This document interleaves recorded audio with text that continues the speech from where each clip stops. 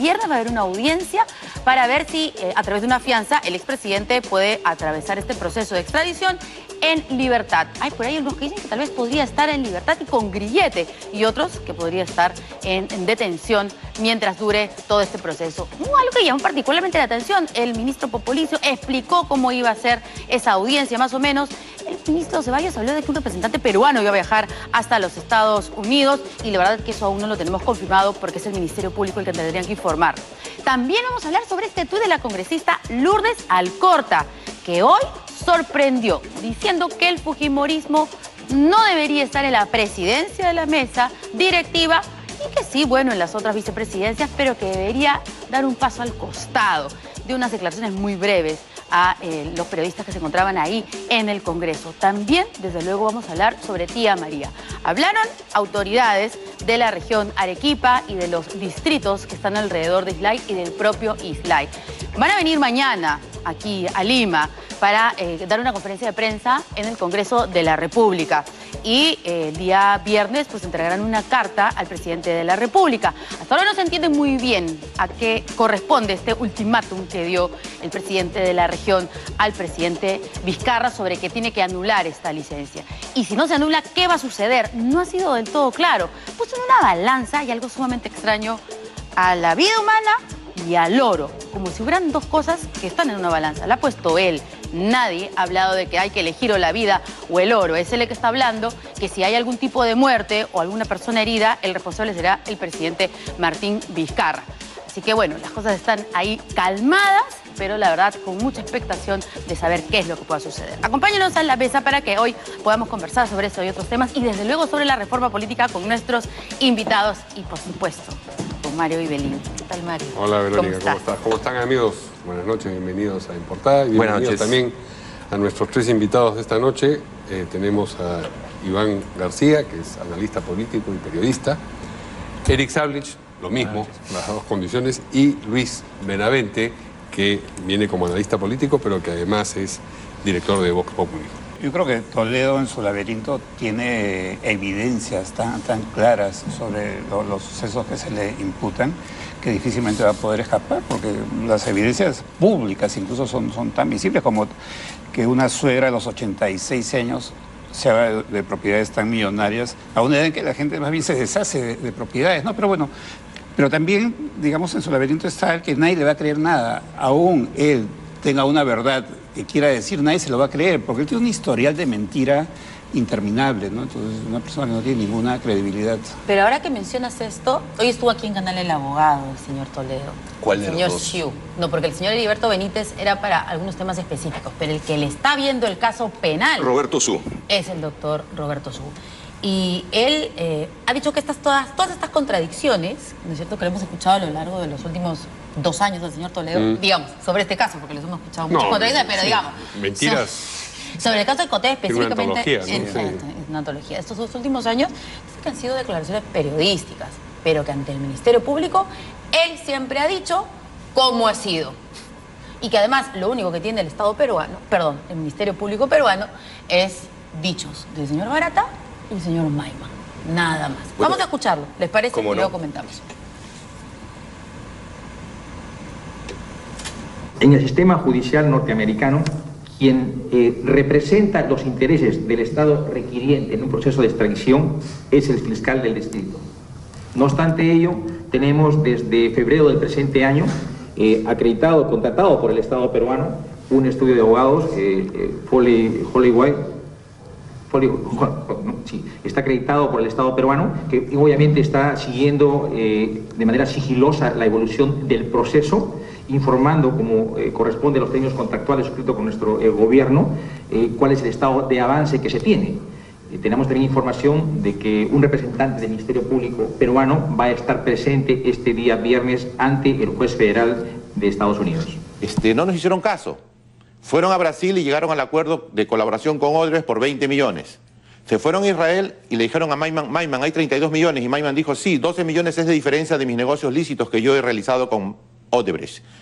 Hemos ido a Brasil el 24 de abril y hemos interrogado a Barata y Barata ha dicho, no hay negocio lícito con Maiman, todo es caja 2, todo es dinero de corrupción. Entonces, Vuelven a ir a Israel y ahora le dicen a Maiman, acuérdate, memoriza bien, ¿qué pasó? Y Maiman ha dado una nueva historia. Es evidente que hay una intención de la Fiscalía de incriminar a Toledo. ¿Qué valor tiene esa declaración? Para los fiscales es de oro. Ellos están felices. Bueno, en realidad quien valora la prueba es el juez. Los fiscales de la persecución política que se descarte. Yo no puedo utilizar la palabra persecución política, pero sí le puedo decir que ha habido muchas irregularidades de parte del sistema de justicia, incluyendo a los fiscales, y la clase política ha expresado siempre una condena social de que Toledo es responsable. Usted ha pasado, antes que yo declare, las declaraciones de los congresistas, y todos dicen que Toledo es culpable. O sea, simplemente hay que traerlo para sentenciarlo, ¿no? La sentencia ya está hecha, hay que firmarla. Entonces, eso demuestra, digamos, que él es víctima de una injuria y de una persecución. El calificativo lo pondrá cada quien, pero yo lo que le puedo decir objetivamente es que no existen pruebas. Si las pruebas para condenar a Toledo es el dicho de Barat, el dicho de Maiman y los aportes de Odres, pues no tenemos pruebas en realidad. Pero si con eso lo queremos extraditar y con eso le hemos dictado prisiones preventivas, entonces evidentemente estamos con un problema. Los jueces se están convirtiendo en una mesa de parte. Bien, primero era el ministro de Justicia, ¿no? Lo que escuchamos. Sí. Luego... Bueno, yo creo que, a ver, si cualquiera de los que estamos en esta mesa hubiéramos sido abogados, íbamos a tener que buscar argumentos jalados de donde sea para cumplir nuestro trabajo, para ganar nuestro dinero, porque tenemos derecho al trabajo, etcétera, ¿no? Pero lo que ha dicho ese señor, pues, es algo que no tiene ni pies ni cabeza, ¿no? O sea, ¿quién va a creer eso, no? Porque ya no solamente es Toledo que no tiene credibilidad, sino que este señor no ha tenido mejores argumentos porque tal vez no los puede encontrar, ¿no? Hay abogados que son más hábiles en situaciones muy complicadas. No, la tiene difícil este abogado. La tiene difícil, ¿no? Sí, La tiene difícil, pero por favor que no se pase, pues que no diga que Toledo es una víctima. O sea, no, claro. Si Toledo es una víctima, yo soy la Virgen María, pues por favor. Amén. Antes será ver lo que dice la defensa en Estados Unidos, porque en esta audiencia, y me imagino que en lo que venga después de la audiencia, si es que le dan o no le dan la fianza, hay una defensa de Toledo con dos importantes abogados, ¿no? Sí, perdón, ¿vas a decir algo? Todo eso tiene un efecto mediático y de opinión pública en Perú que en términos procesales no vale nada, ¿no? O sea, el abogado puede decir lo que sea, los analistas podemos decir lo que queremos. No, ahora, ¿qué pasa en Estados Unidos? Lo que dice Iván, ese es el punto, ese es el tema. Tenemos un antecedente muy cercano en un caso que fue menos grave que el de Toledo, con Martinelli, el expresidente panameño, que un año o un año y dos meses, en 14 meses. Sí, ¿no? Entonces, yo creo que el destino de Toledo es Piedras Gordas o algunos sitios. Pues, la Diroe, pues, ¿no? Como Contraproducente, porque no descarto a la pregunta de por dónde podría ir la argumentación de la defensa de Toledo en los Estados Unidos. Sí, la de no descarto que uno de los componentes de argumentación sea de que aquí hay, digamos, un ingrediente político contra Toledo, es decir, de que hay una persecución política. Y ojo, no olvidemos lo que he dicho al principio, quien va a decidir en última instancia, ¿no es cierto?, si se envía o no al Perú extraditado a Toledo, es el secretario de Estado, el Departamento de Estado. Ese es un argumento que siempre sale por defecto, ¿no? O sea, y Nostroza también igual, ¿no? Sí. Persecución política. No digo que vaya a ser exitoso, digo que es lo que pretenderán, digamos, construir defensivamente. El rol de Benítez, más que de abogado, es político, ¿no? Y él tiene más capacidad de construir ese tipo de argumentos, tiene más experiencia pero política, si uno, ¿no? Don Trump, yo no descartaría que Noriega pueda tener todavía algún tipo de impacto, de efecto y de llegada, no con el juez Hickson, ¿no es cierto?, ni con el fiscal, pero sí con la instancia decisiva y final, que es la que va a decidir, ¿no es cierto?, si Toledo viene o no al Perú, que es el Departamento de Estado. Y capacidad de lobby, ¿no?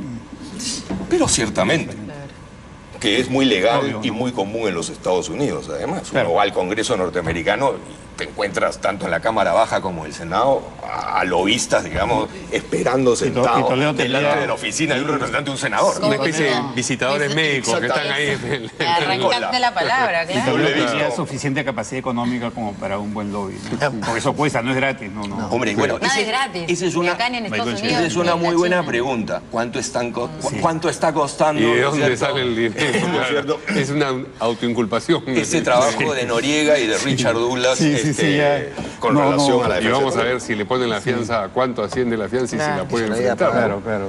Exactamente. Y eso va a constituirse en evidencias luego, ¿no?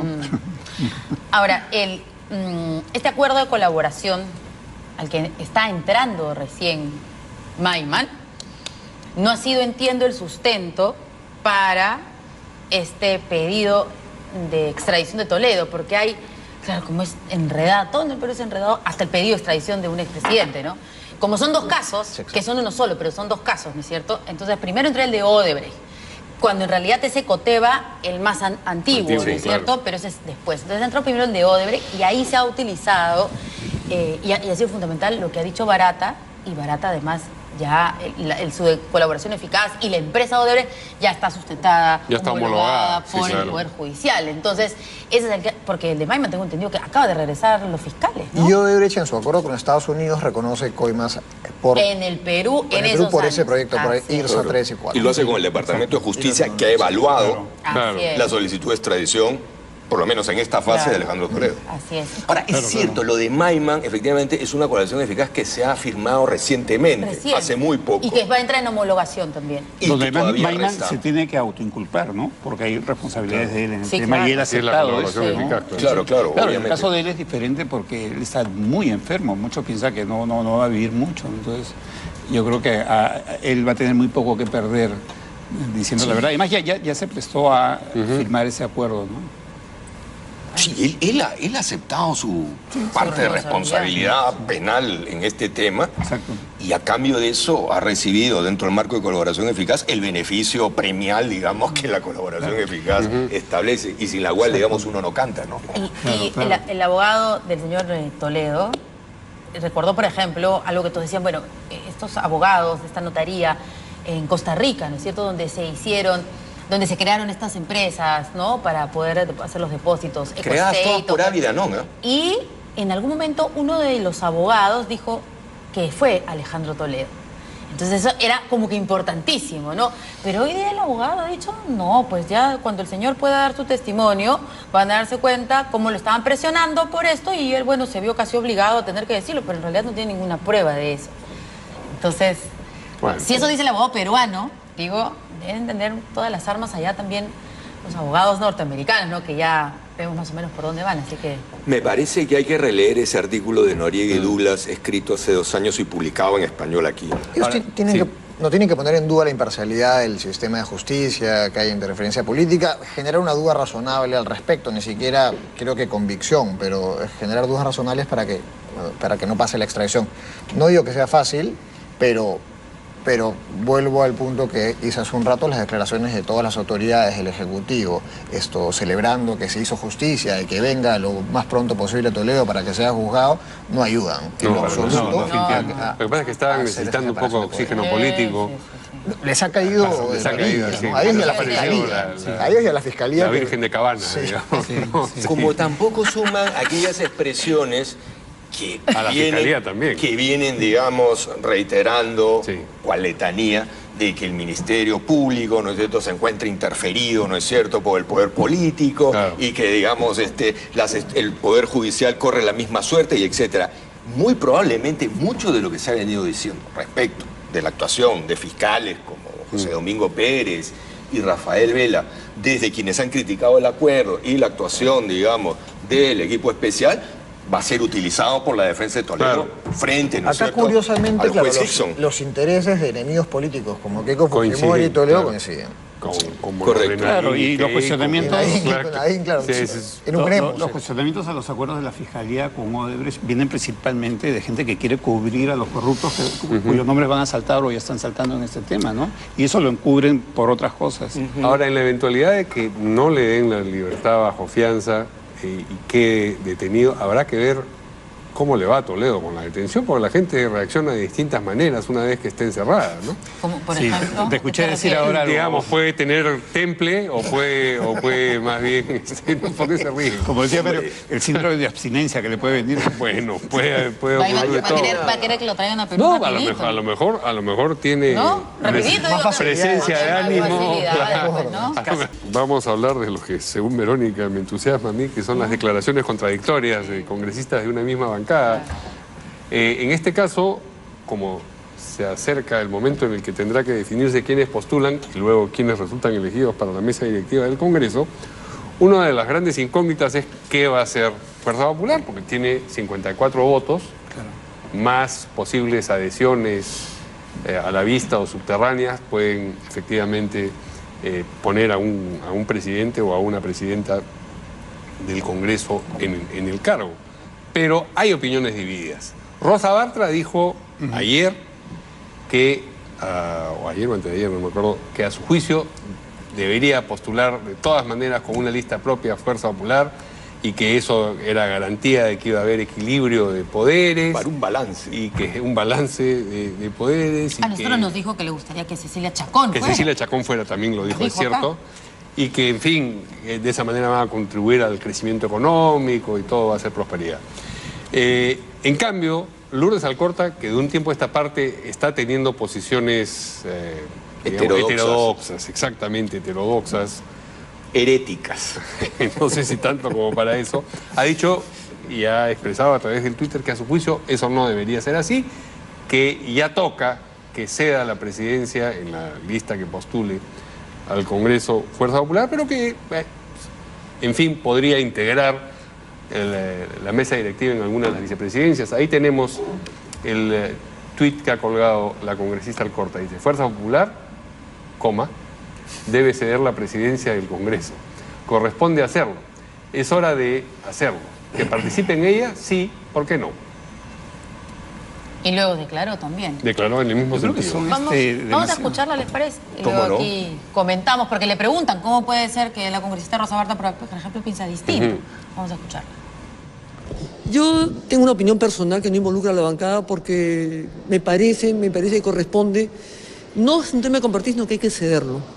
Creo que aún tenemos la mayoría parlamentaria, nosotros tenemos 55 congresistas, hay una mayoría parlamentaria y creo que eso no se tiene por qué perder tampoco. No estoy diciendo que no seamos parte de la mesa, sino que seamos la presidencia y compartir la mesa, compartir el poder con otras fuerzas políticas, que me parece que sería lo mejor, daría tranquilidad, daría estabilidad. Claro, lo que demuestra usted con su tuit y con lo que nos está diciendo es que hay diferencias dentro de la bancada, porque Rosa Bartra hablaba de que Fuerza Popular debe mantener la presidencia y hay muchos... Pero no estamos clonados, yo respeto mucho la posición de Rosa, con la que me llevo muy bien. Me parece una mujer bien articulada, inteligente, que está manejando bien la comisión, pero no, hay cosas que no coincidimos, como comprenderán. Ella tiene una posición, yo tengo otra, pero no hay una divergencia ni absolutamente nada. Un acuerdo. 55 congresistas de dicho. Habría que preguntarle quién es el número. Hay varios candidatos y candidatas. Hay varios. ¿Quién es el adicional con el que hacen los 55? Yo creo que son opiniones distintas, pero yo las veo muy complementarias, porque además hay una cosa en el tono de Alcorta. Alcorta, que tiene un carácter un poquito más fuerte, ha sido muy cordial con Bartra, con quien se opone en este tema, ¿no? Pienso que podría ser, para entender eso de acá, un globo de ensayo, pues porque si son 53, 54, 55, son muchos congresistas, para tratar de mantener la presidencia del Congreso con ellos o para dársela a otro y negociarla, ¿no? ¿Por qué? Un doble globo de ensayo, porque creo que es eso. Hay 10 bancadas que tienen entre el mínimo de 5 congresistas y 10 congresistas. ¿Ya? Y esas 10 bancadas no votan homogéneamente. No. Entonces es un pandemonio y los días que quedan son muy pocos, ¿no? Entonces, si yo lanzo los dos globos de ensayo, entonces tengo dos operadores que pueden funcionar. Es una cosa combinada. Para jugar a la carta. Pero claro, policía bueno, policía malo. Lanzamos las dos tesis. Porque muy sofisticado para Fuerza Popular. Y la verdad, esto. Bueno, pero por ahí algún no se han caracterizado por su estrategia en estos años. No, está bien.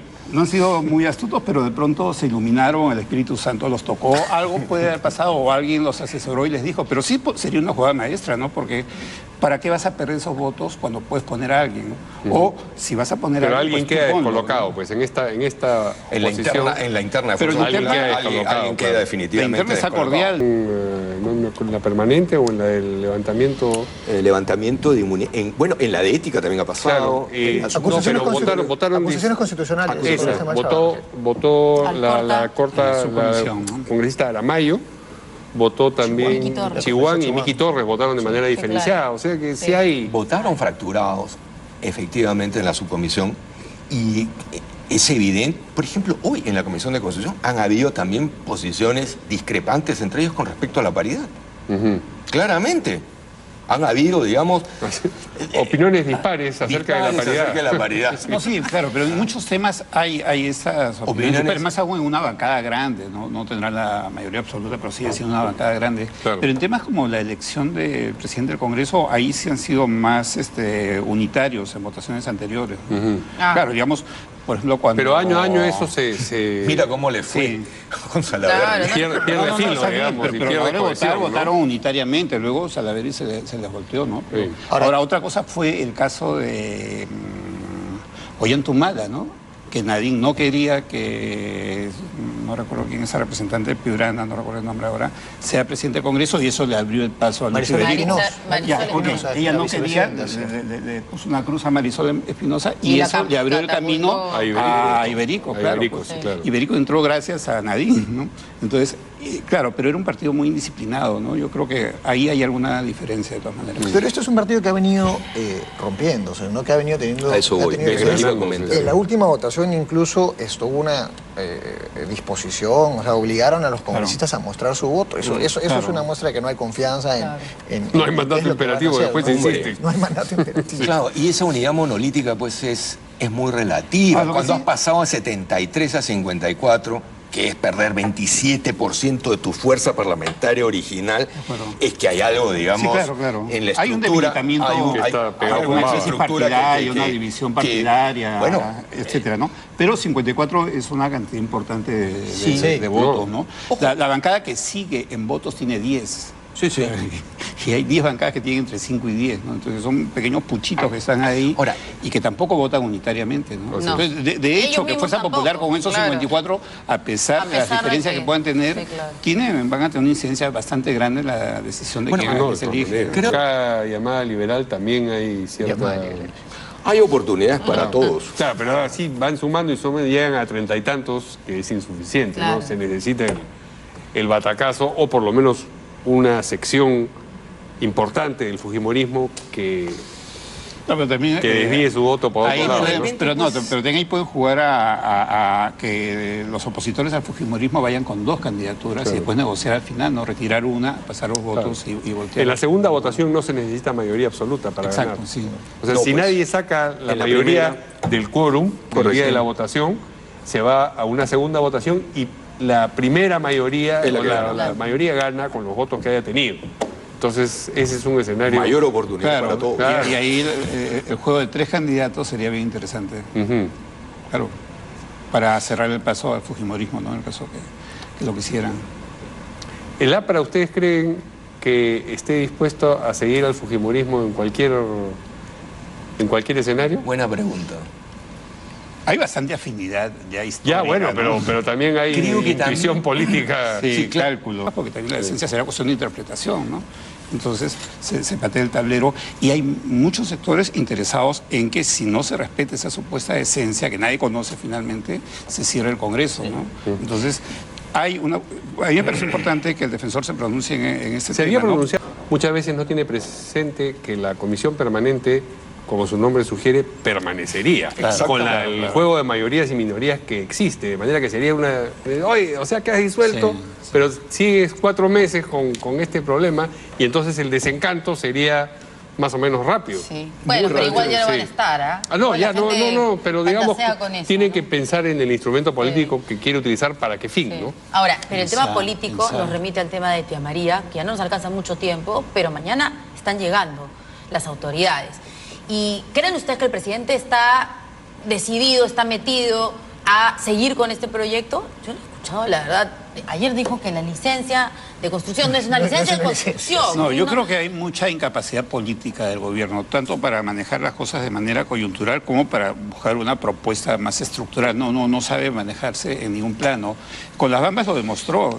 En la fase inicial dijeron que no era un tema entre privados, ¿no? Entonces era un error total, ¿no?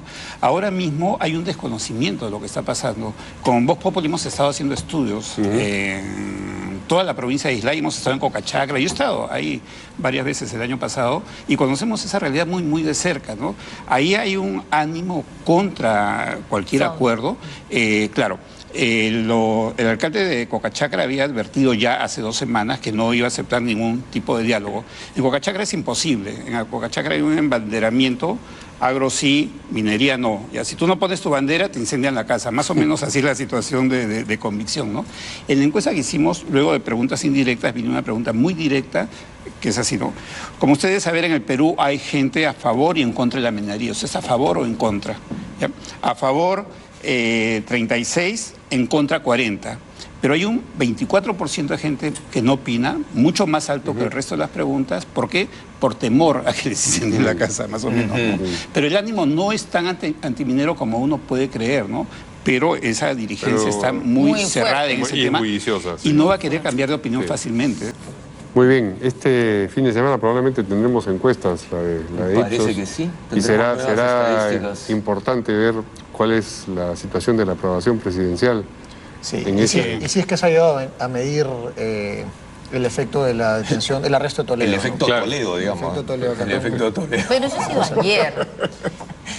Depende de qué días haya Sí, no, el trabajo de campo puede agarrarlo, sí, claro. De repente hasta tía María podría estar en el sondeo, no lo sé. Sí, el tema de tía María creo que tiene más impacto político. Podría tenerlo. Es decir, yo solamente para agregar rápidamente una pincelada, creo que al final el gobierno lo que ha hecho con esta licencia de construcción es únicamente, y me parece súper cortoplacista, salvar un estudio de impacto ambiental y nada más. Y un juicio. Y un juicio, exactamente, no más.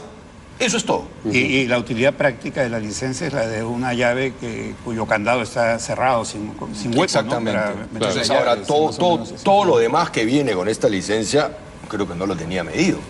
Lo que tiene en el sur, ojo, no solamente tiene Cislay, Valle del Tambo, Cocachacra.